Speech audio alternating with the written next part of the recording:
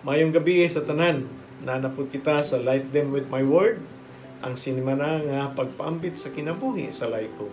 Diha sa atong pagtuon o pamalandong sa mensahe sa Ebanghelyo, karong umabot nga Domingo, nga kinutlo, gikan kang Juan, Kapitulo 2, versikulo 1 hangtod sa 12, kay mo man ni ang The Wedding Feast of Cana. Kini usa ka proyekto sa Tukod Net, inubanan sa CLEMOACO, Councill of the Laity of the Arcdiocese, Tukod Christian Life Community o sa pagpaambit sa kinabuhi sa Laiko. Isip usa ka gamay nga tabang sa simbahan sa paghatag og formation diha sa sinimana nga Bible study meeting sa mga BCs, mga nagkalain-laing lay organizations, sa ilang mga household o action group meetings o sa mga nagkalain-laing katuyuan sa tanan sa pagtuon sa pulong sa Dios gikan sa kinabuhi sa Laiko. Ako si Dr. C, magpaambit na pod ninyo sa atong Ebanghelyo karong umabot nga Domingo. And welcome og light them with my word. Karon nga Sunday, magsugod ang liturgical season sa ordinary time. Sa kadaghanan nga mga Domingo sa ining lectionary cycle C, ang atong reading gikutlog gikan sa Ebanghelyo ni Lucas. So panagsa kanini ang reading ni Juan, Gospel ni Juan o Ebanghelyo ni Juan ato pong pagbabasahon. Labi na karong Domingo, umabot nga Domingo, nga gikan kang Juan Kapitulo 1 versikulo 12 nga nag-describe, no? Naghatag sa primero gayud nga ministry sa ato ang Ginoo o iyang primero nga sign, no? According to John or miracle. Last Sunday, the readings give us some idea of how God revealed Himself through His Son, Jesus, beginning with His birth and continue on through the Church. Karon nga Sunday reading, continue the idea of manifesting or revealing, and also the theme of marriage as a symbol of God's relationship with His Church and the people of God. Ito sa Ebanghelyo, no? Sa kang Juan, Kapitulo 2, versikulo 1 hangtod sa 12. On the third day, there was a wedding at Cana in Galilee. The mother of Jesus was there too, and Jesus and His disciple had also been invited, and they ran out of wine. Since the wine provided for the feast had all been used, and the mother of Jesus said to Him, "They have no wine." Jesus said, "Woman, what do you want from me? My hour has not come yet." His mother said to the servant, "Do whatever he tells you." So, the feast of the wedding, Jesus has been invited, no? Makita nato sa 1 verse 1 to 2. In the Old Testament, the wedding feast was a symbol of God's love for His people. That was what everyone expect in the future, no? In the end, in the final banquet, no? It is a wedding, no? A wedding feast. And it's precisely in a wedding feast around a family and a community that Jesus fulfilled His first sign or miracle, no? Sa verse 11. The mother of Jesus was also in the feast. Jesus and His disciples had been invited. And ang inahan Jesus kabahin sa kanana ang celebration sa wedding feast. And the mother of Jesus nagsimbolo kini sa Old Testament, no? Together sa iya mga disipulo nga also invite. And Jesus is the New Testament which is arriving. In verse 3 to 5, Jesus and His mother before the lack of wine, no? Naudan o bino. Sa middle sa celebration, ang celebration mo nila dito sa wedding is tagsa ka semana, no? Grabe ka, dugay kayo. So sa middle, sa celebration, siguro after 3 or 4 days, the wine is finished. And si Mama Mary recognizes the limitation of recognizing of this situation nga nahundan og bino.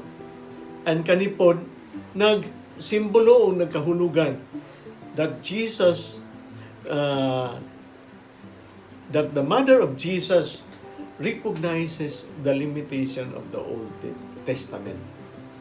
And she takes the initiative in order that the New Testament may be manifested, no?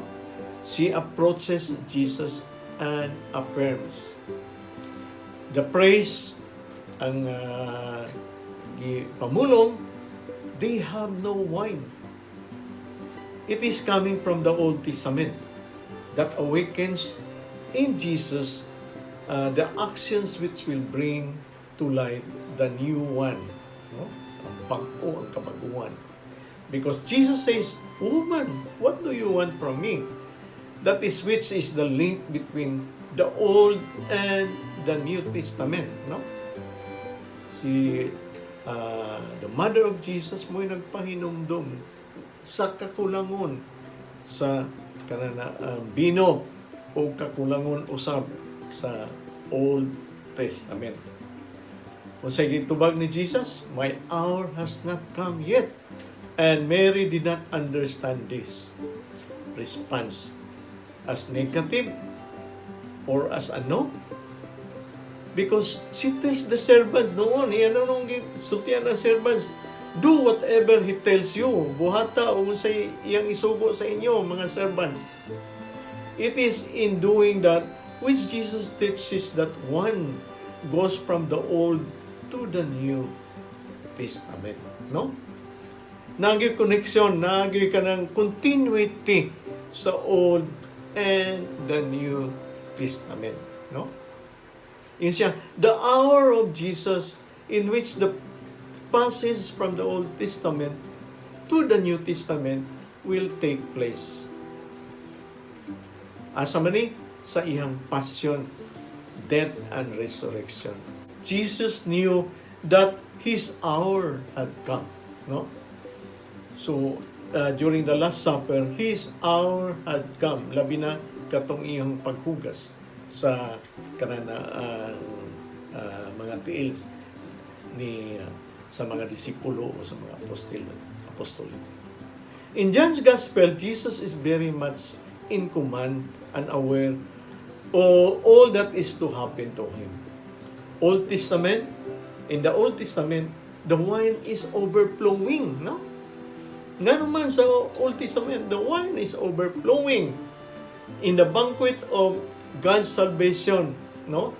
In Isaiah chapter 25 verse 6 to 8, no?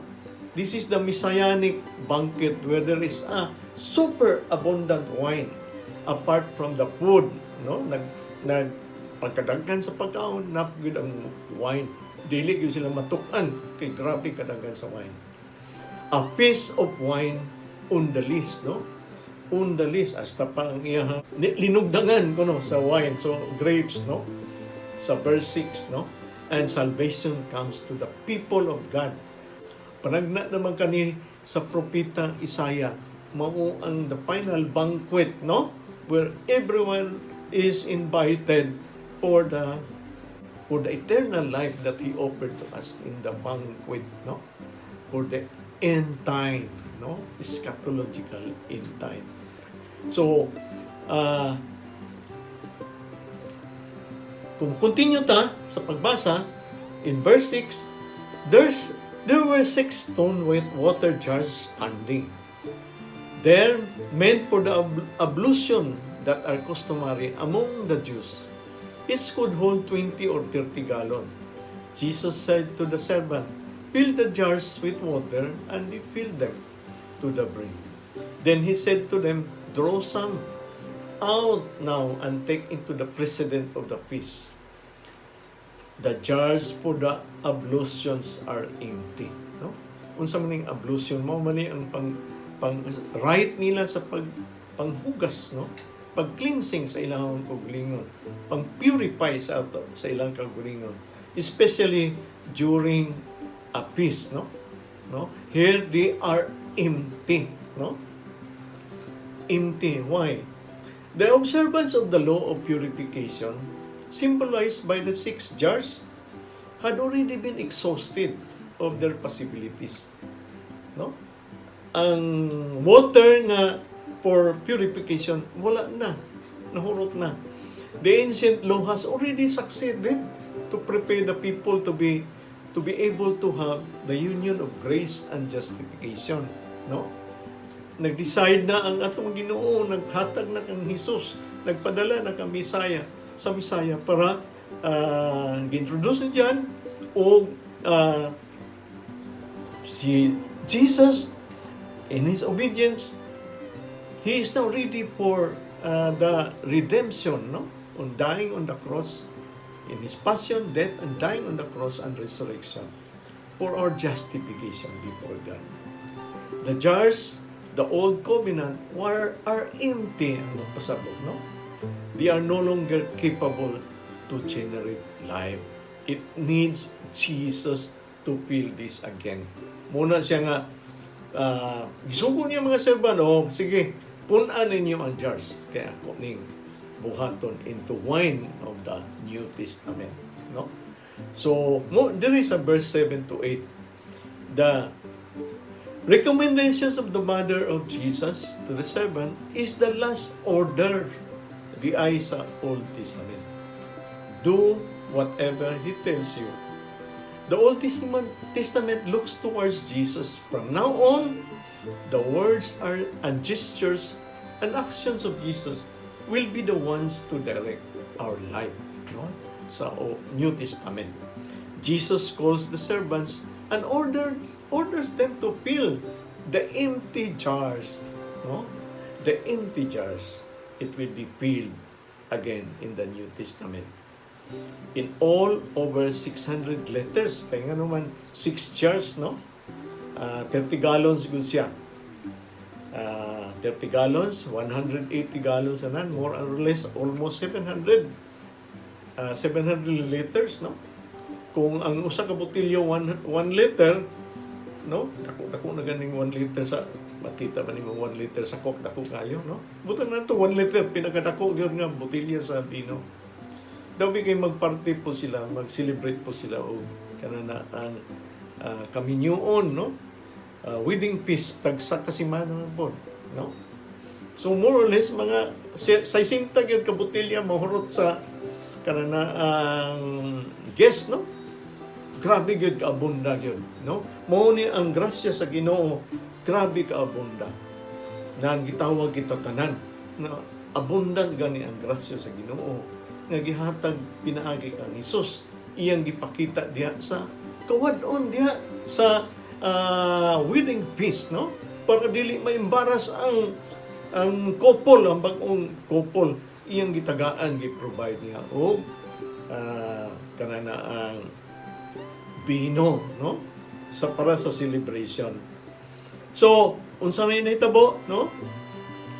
Si Mama Mary gayon, ang atong Mother of God, maugyud ang nagahatag. Muna siya ang nag-bridge sa Old o New Testament.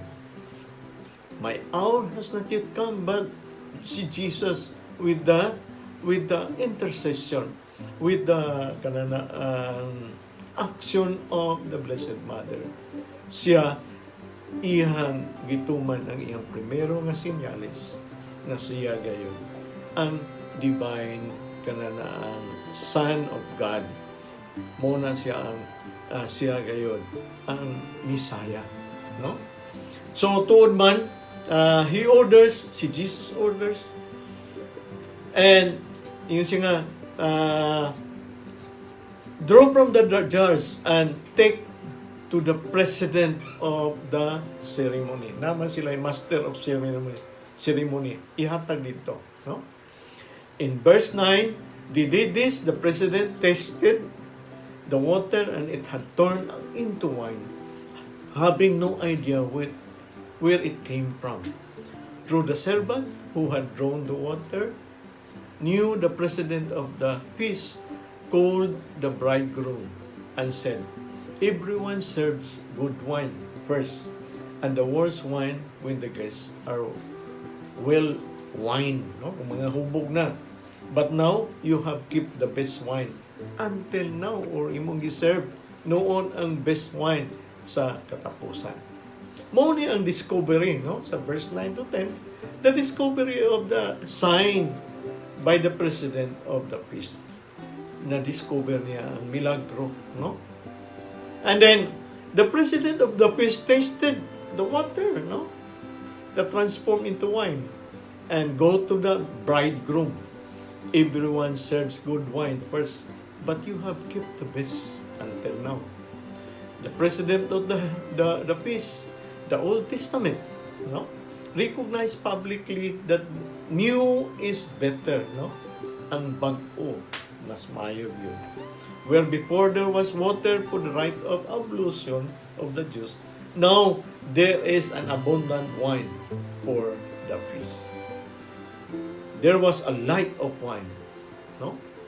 A lot of wine because God is very, very generous, no? The abundance of the generosity of God.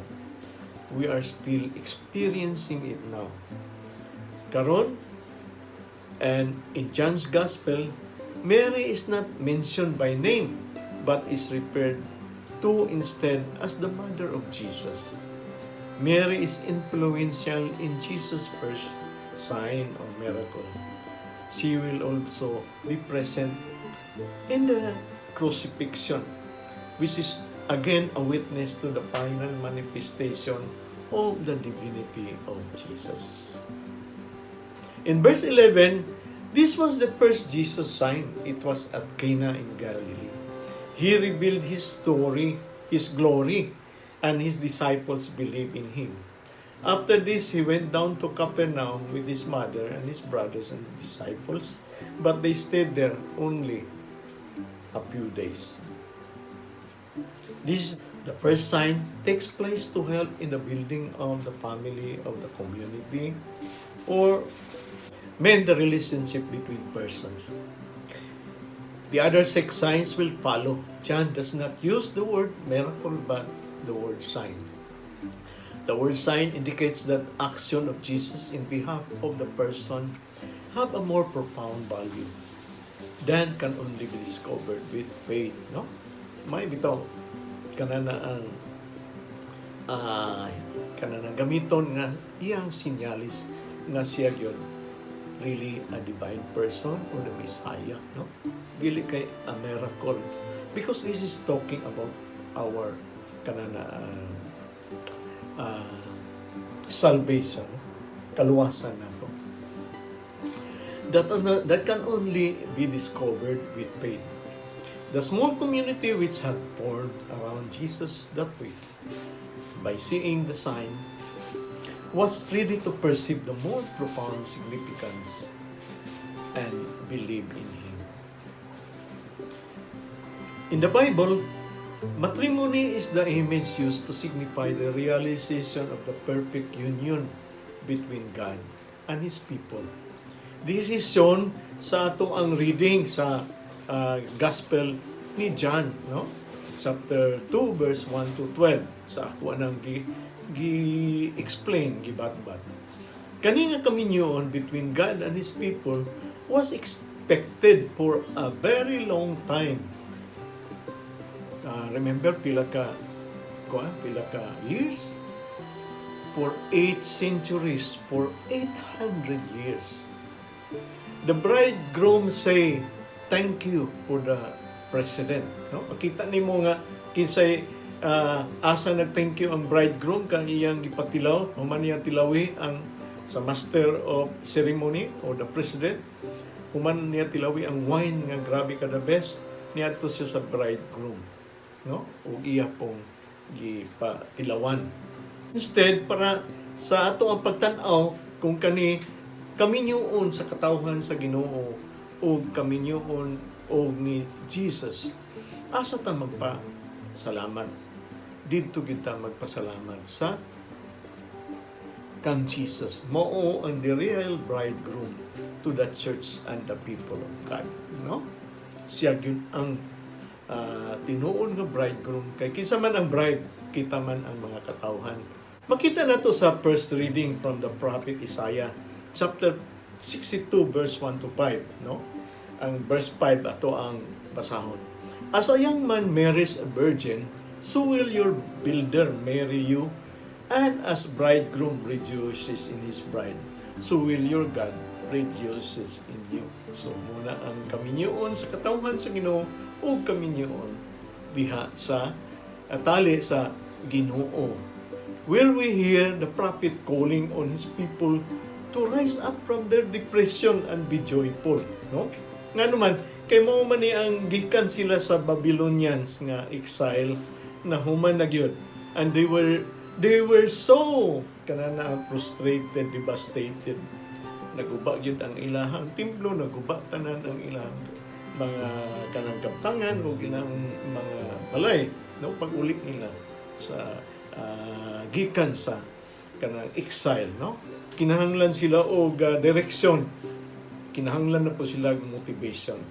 The prophet is trying to get them to see that only the relationship with God can they be happy. Only the kanang marriage between them and God can make them happy.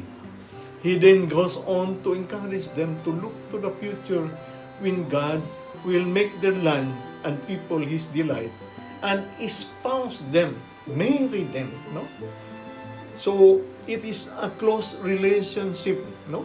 Gipagsama niya sa kaminyoon, no? Close kayo ang relasyon sa bana o kasawa o sa kaminyoon. Gisama niya ang kananang relasyon sa iyang katawhan o sa iya sa Ginoo.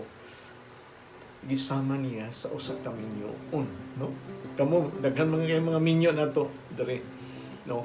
Nakita man ninyo unsay inyong relasyon sa inyong bana o sa inyong asawa, no? Grabe gyud ka close, no? So mao na ang relasyon nga gi-develop o gihatag nga gasa nga gihatag sa ato diha sa ato ang kaluwasan sa Ginoo, no? Siya makigminyo kanato, no? The people of God or His church. This eventually came to be pinaaging ang Jesus and His church that is made available. First, this was offered to the Jews, no? They are so stubborn. They are exiled because of this.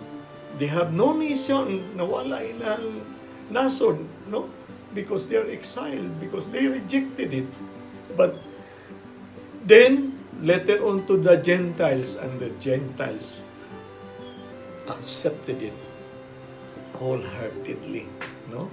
Ang kaluwasan. Until now, people of God are unhappy because of their stubbornness, no? Unhappy gayod ang mga katawhan sa Ginoo. Bisan na sila minyo na sa ato ang Ginoo, minyo na kita sa ato ang Ginoo. But we are unhappy because of our stubbornness, because of our idolatry, because of our infidelity. Nangita pagyapon taglain nga Dios, lain nga Ginoo, no? Unloyalty. Nangita pagyapon ta og kanang kinsay ato ang makabit. Nining kinabuhian, no? Kay dili ta satisfied sa Ginoo. So that is the cause of our unhappiness. Like the Jews in the Old Testament, we should be as the people of God. That is the bride of Jesus, the bridegroom. We will continue this very intimate relationship with Him until the eschatological end time, no? At Cana, the mother of Jesus, symbol of the Old Testament, is the one who receives the limitation of the Old Testament. Limited kayo, no? He doesn't want us to be embarrassed. Then, Mama Mary initiated to Jesus. Takes necessary steps in order to attain the new one, no? The new ablution, no?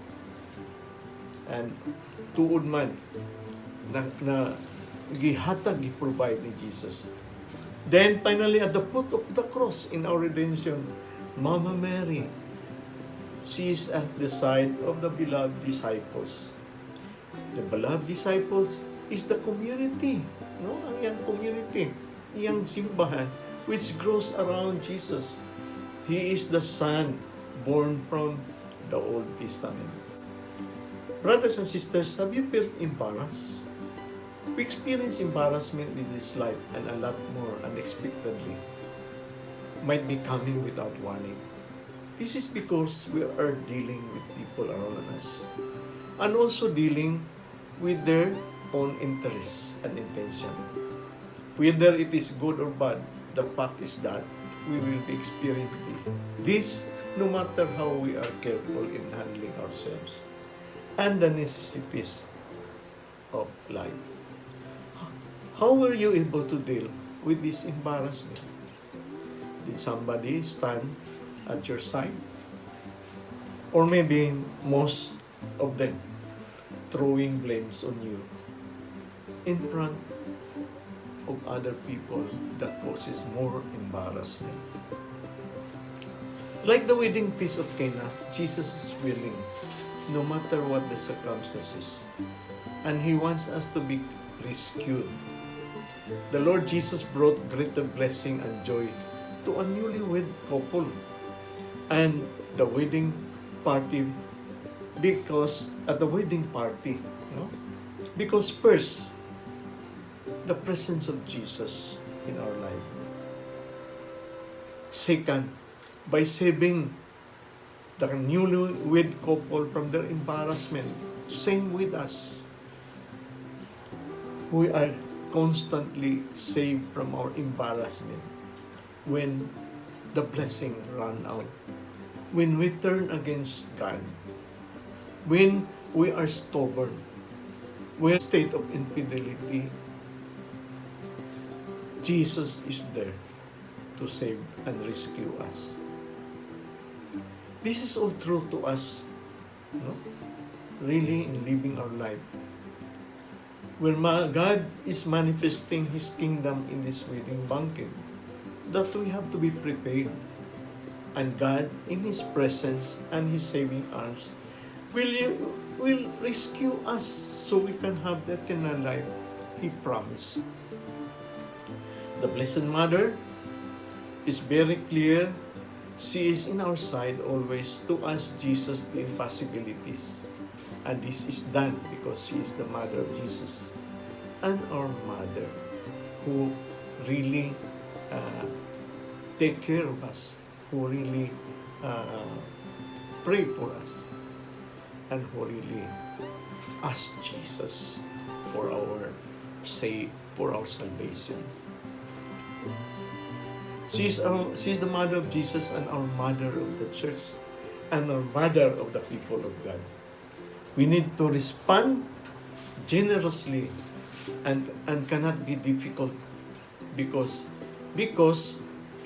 in the second reading it is said, no, in 1 Corinthians chapter 12 verse 4 to 11, Paul pointing out to the followers how the Holy Spirit has given various talents to mankind. The Holy Spirit with several gifts given to us. Just imagine all the gifts are being used for the glory of God. Then we can have a community of the people of God that is the real church. According to His ability, doing this according to the gifts and abilities in the plan of God's salvation.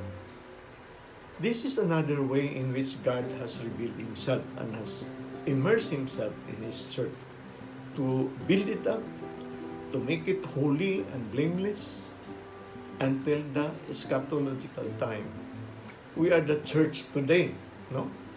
We are the people of God, and each of us has been given the gift of the Holy Spirit or the talent that we can use for the benefit of our neighbors, no? We should not be like the Jews in the first reading, so stubborn and not interested, when in fact they are the chosen people of God. Until now, despite their stubbornness, God continued to be faithful to them because they are the chosen people of God.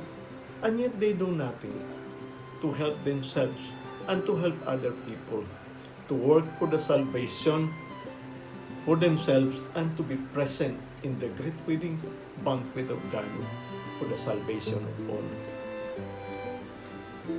Thank you very much, brothers and sisters. In the name of the Father, Son, Holy Spirit. Amen. Light them with my word. This is the reflection question that you can use in your small groupings, no? Or you can use other, or you can make your own reflection question, no, in your group dynamics or small group or action groups. If you have been the bridegroom, how do you feel when you tasted the free fine wine served after you are short of wine? In your lifetime, what is your experience being embarrassed? In your experience, how did God rescue you from this situation? Thank you, and don't forget to subscribe and like.